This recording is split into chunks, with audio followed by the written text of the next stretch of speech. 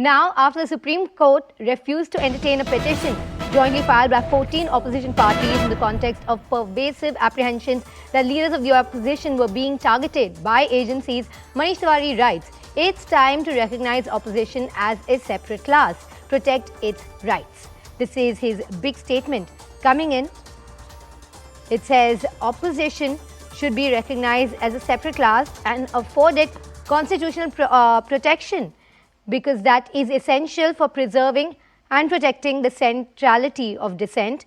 Without it, democracy is as good as dead.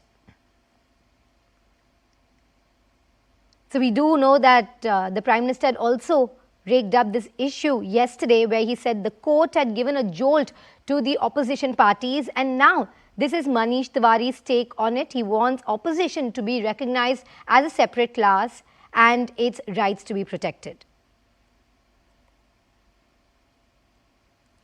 We try to get you more on this, but this is the latest statement coming in against him. The opposition's case against misuse of agencies was rejected by the court, and it was a huge setback for the opposition, who has been talking about the bodies being, the central agency bodies being employed to deter it.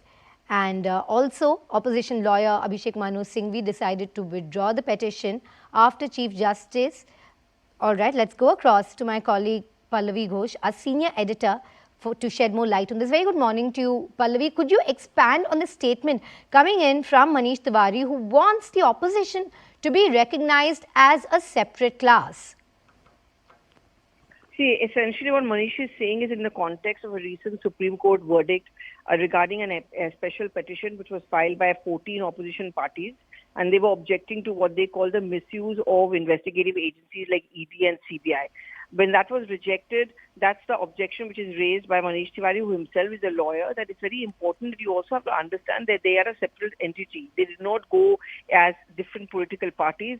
They occupy an important political space, and value should also be given to the concerns and points which are raised by them.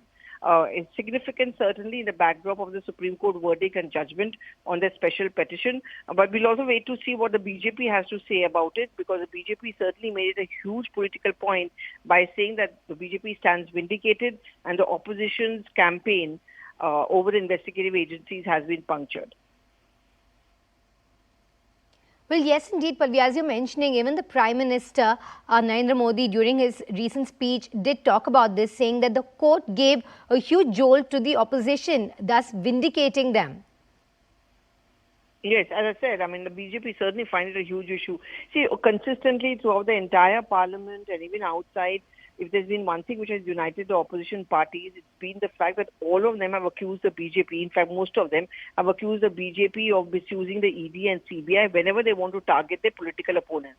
The moment the Supreme Court came out with its hearing and judgment, the BJP, but naturally pounced on the opposition, says, okay, look, we stand vindicated, and this should be seen as a loss of face for the entire opposition party.